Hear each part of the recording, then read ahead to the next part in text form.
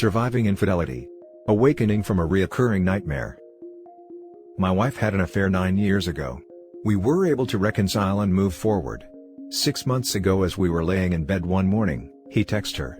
She said it was out of the blue and told me she would block his number. After some investigative work, I discovered a series of texts between the two over a week-long period. I gave her the benefit of the doubt and didn't press the matter. All seemed good and future call and text logs didn't indicate any further interactions. Last week, she helped my niece, who was staying for a week, with a phone and Apple ID so she could communicate with her parents. I got up to help the kids get ready for school and my niece and youngest son were staring in disbelief at some raunchy messages that came through over the shared Apple ID. Lo and behold, her affair was engaging in some not-so-outstanding human skills. She hadn't blocked the number. Months prior she also changed the wireless billing account password. 3 strikes, and I am broken off emotionally from her. I told her it was over and I wanted a divorce. Now I am being made to look like an overreacting oaf because nobody knows the backstory. She is making every effort to reconcile, but I am cold, with good reason. She took serious effort to highlight the fact that I have trust issues. Thank you very much. I can't. She hurt our child, she's hurt me. I'm done and I don't care how people feel about my perceived behavior. So much for trying to respect a person's faults. Edit. Extracted from a common question this community has. Mostly with why I stayed after what occurred 9 years in the past. I'm cool, I have my confidence in the love of my children. Quite honestly, tonight I thought a lot about why I didn't leave sooner. My answer: she has 3 children from her first marriage, and I raised them for the last 14 years. If I wasn't there for those kids, they would have suffered an ill-advised upbringing. She wanted to be their friend and never their parent. All the discipline and words of wisdom came from one place, and at 20, 19 and 17, they have expressed what me being in their lives has meant. It's possible they would have been okay, but highly unlikely in my opinion. I wanted to leave but something inside me said, the kids really needed me. Now for the top comments before the little update. And why don't people know the backstory? I remember when my therapist asked, and why does she get to escape the consequences, whilst you look like the bad guy? I really want my sons to respect women honestly. Small town biases would smash that, I'm certain. Your example shows them how to respect women, not pretending their mother is flawless. The kids only need to know age-appropriate information about why you're separating. Friends and family need to know the full truth. Sometimes they will hold wayward spouse accountable. At worst, they may back off harassing you to constantly forgive the lies and betrayals. You need to also show your sons how to respect yourself by your example. How to value yourself as a partner and how to have standards. They will model what they see, and if the relationship with their mother is full of lies and pain, they'll repeat in their own lives because they won't know any better. Wishing you the best. I'm really going to chew on this perspective, I like it. Thank you. Let them talk, focus on severing your ties from her. You've already wasted 9 years on this human-shaped trash, waste not 9 seconds more. She's quite scared now. Went as far as deleting her social media accounts and changing her phone number. She has never seen me disconnected. Too little, too late. Edit. I changed my mind on the let them talk thing. I understand wanting to protect your children from the truth, but if friends and relatives are buying her narrative and butting in, then you really need to get ahead of the game and set their record straight, with proof if need be. I'm talking scorched earth, napalm bomb, the whole comic book story they're writing about you. I would say so. I've never felt like this before. Now for the update. After being asked for my side of the story by one of her relatives, I learned that the entire story hasn't been shared. No mention of previous contact with the other guy. No mention of the trove of nudes uncovered. As expected, a victim portrait was painted. So, I shared my side. Now for the next story. I, male 41, don't think I will ever marry again. Don't get me wrong. I have pretty much been a never say never sort of a guy all my life. I have never really dismissed an idea, even if it made no sense in the first place. Show up and follow through has been my motto of sorts. But this is something I will not go through again. To love someone wholeheartedly, to give them everything, to place them above and before you, to be there in sickness and in health, and a couple of near-death illnesses, to be awake all hours of the night nursing them back to health, to give them the benefit of the doubt over and over. To take all the crap they throw at you, to absorb their manipulation, lying, insults, BS, and gaslighting, is something I do not want to put myself through again. To do all that and watch them flush a fully functional and loving marriage down the toilet like a turd is not something I cotton to, at all. To be cheated on by someone you love is the worst thing in life, period. I see a life ahead that revolves around me and my sons. I will see them grow, graduate, move out, go to college, perhaps fall in love and marry. I've had one marriage, they will too. They will explore the world, earn, spend, get their hearts broken, perhaps break a few along the way. One fine day, they might present me with a child of their own. But it will only be to me, and to me alone. There won't be anyone next to me. I've had enough. This life is mine alone. I will not share it with anyone. No one deserves it. Which takes me back to the first paragraph. What soon-to-be ex-wife has done is not just cheat on me, she has changed me. From a person who is willing to give everything and everyone a chance, I have now become a cynic who first carefully evaluates how much is this going to hurt me, before I commit to anything that is remotely new. Which is why I hate her even more now. Cheating was bad enough, her changing me is worse. Now for the top comments. I have followed you since the beginning. How you handled this really should be textbook for all those who have been betrayed. You may not have felt this way, but to us you are a hero. You handled the lawyer, the private investigator and your ex, not to mention stay strong for your kids. As for your ex, minimizing contact with her is by far the best way to handle someone like her. I understand your choice to not get married again. This type of trauma takes a huge amount of time to deal with, and rushing into another relationship would not be advisable. However, it doesn't mean you can't go out and date even if it's a one-night thing.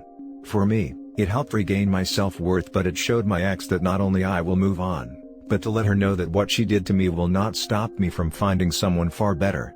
Stay strong, my friend. I agree. I have the same feelings and a similar story, but I'm female.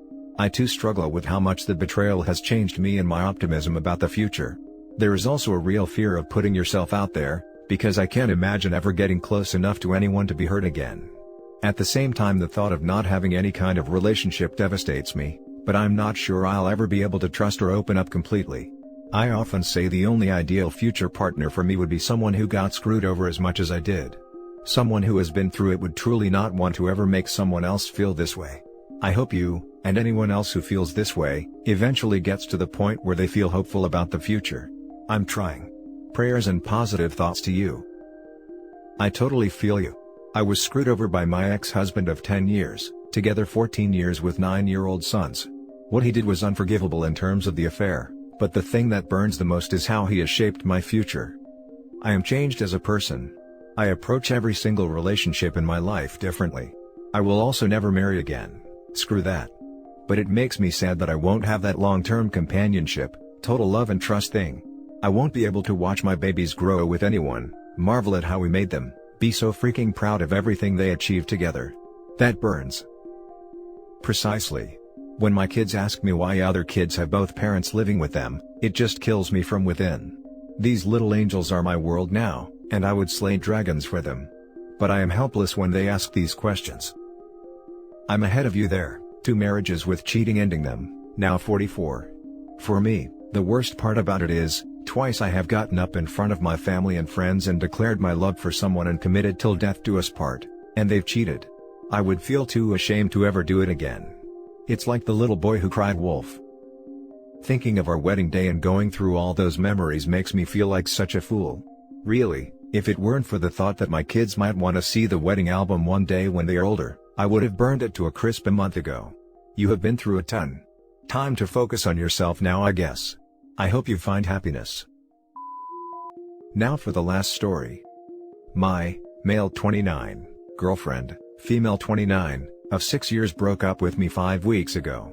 Last week I found out she'd been cheating on me. So, here's a bit of backstory.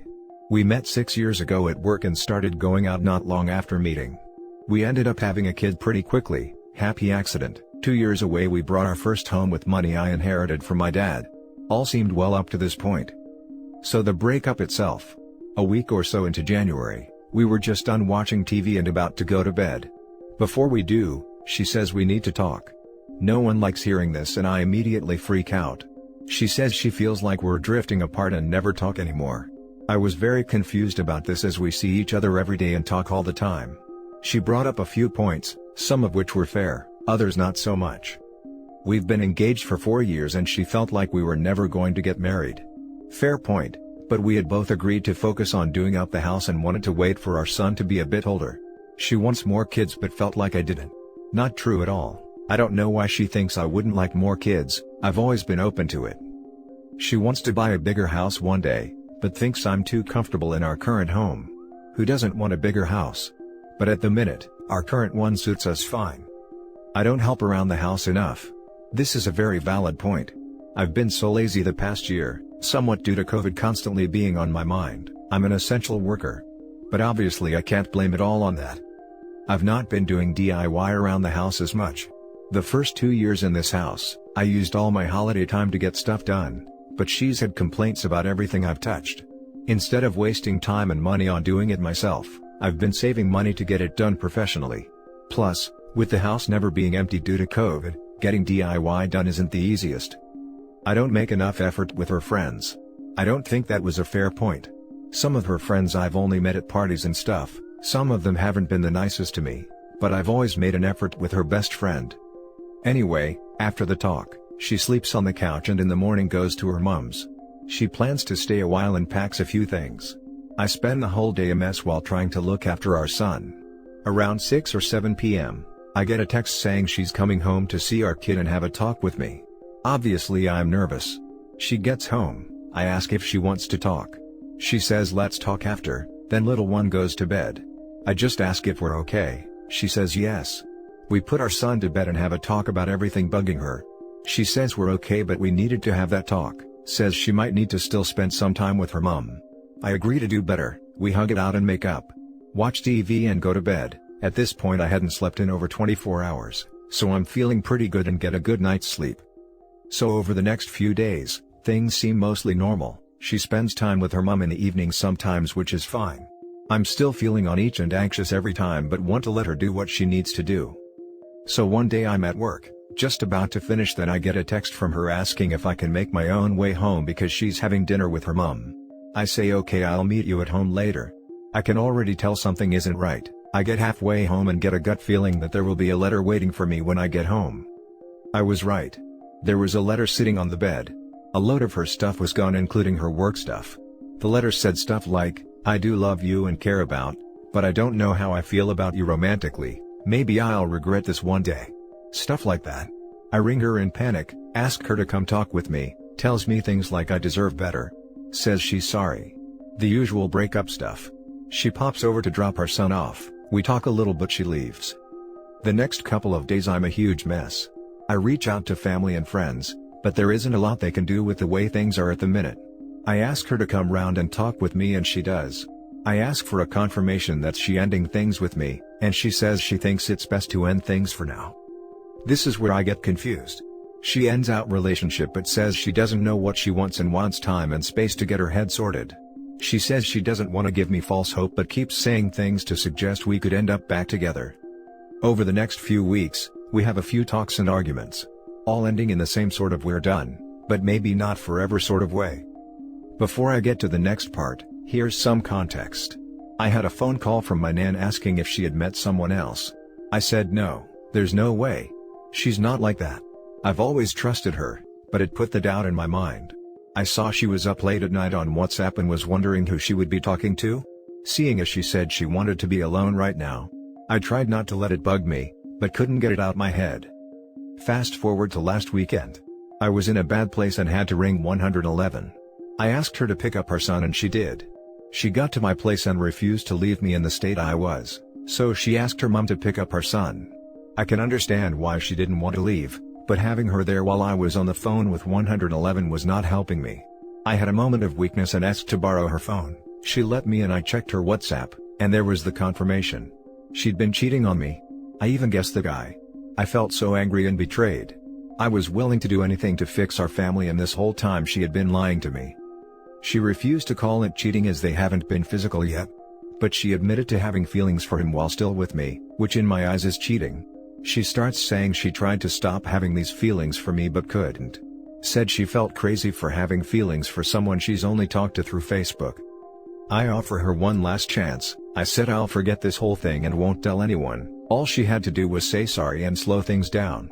Didn't even say she had to stop talking with this guy. Just slow things down. She didn't even want to do that. She said she didn't want or deserve my forgiveness. The next day we have another argument over the phone while I'm walking to her place. I get to hers. I've calmed down and said I'm done arguing. I tell her all the plans I've made to do with or without her, but it all seems to go in one ear and out the other. Haven't really spoken to her since. So that's the story. Any advice would be great because I really don't know what to do at this point. I feel like after all this I shouldn't want her back. But I'd be lying if I didn't say I wasn't sure. How do I move on from this? How do I get used to living by myself? How do I pay a mortgage by myself on a low-paid job? Now for the top advice. Get it out of your head that she's going to come back. It's only going to cause you more pain and prevent you from properly grieving. It's time to admit things are over so that you can mourn that loss and properly move forward. She monkey branched to avoid coming back. But even if she did want to come back, OP, please love yourself enough to never take that bait. There are women that will love you for who you are and won't cheat.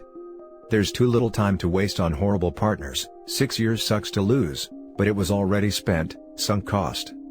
I did this with my 2 wives who treated me like crap.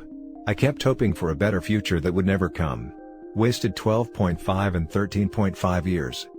Counseling has helped me tremendously. I recommend it to everyone. It's hard to find healthy relationships when you're still reliving your childhood traumas. Hugs OP, you got this. Man, I gotta tell you, I feel for you, bro. I don't wanna lie to you, it's gonna suck, for a really freaking long time. A girl I absolutely loved cheated on me over a decade ago. I'm married to another wonderful woman I started dating after, and I still haven't completely gotten over it, but it is a ton easier and I don't think of her much anymore. But when I do, I can still feel the pain. I wanted to tell you what I wish someone had told me. Focus on yourself. Think about the things you did wrong in the relationship, not what she said necessarily, but the crap you personally feel you did wrong or could have done better, and then forgive yourself for all of it. Don't play the what ifs, instead, work on those faults. Not just for yourself or your next romantic partner, but for your son. Show him how to have your world utterly destroyed and still have the strength and courage to bounce back a better man for it. I love that you came up with plans and told her what you plan to do, with or without her. Really focus on that and build on it. Get new hobbies, pick up shifts, get another job, find a roommate, stay as busy as you can and grow mentally, physically and spiritually. You have more sleepless nights ahead of you than you can count. The best thing you can do is make sure you're so exhausted when your head touches the pillow that your heart can't convince your mind to keep you awake wondering what the hell happened. You have a reasonable window to mourn the death of your old life, but then you need to get to work on building your new one. As much as it hurts to acknowledge, you know she is. You seem like a genuine guy through the words and emotions you convey. She has taken all the good parts of you for granted. Don't make the same mistake. Thanks for the kind words. I have tons of plans to get myself into, just have to wait for the country to open up first, UK. And that's it for this video, guys. If you have thoughts to share, leave a comment below. Don't forget to hit like and subscribe if you like this content. I'll catch you in the next one. Good day, everyone.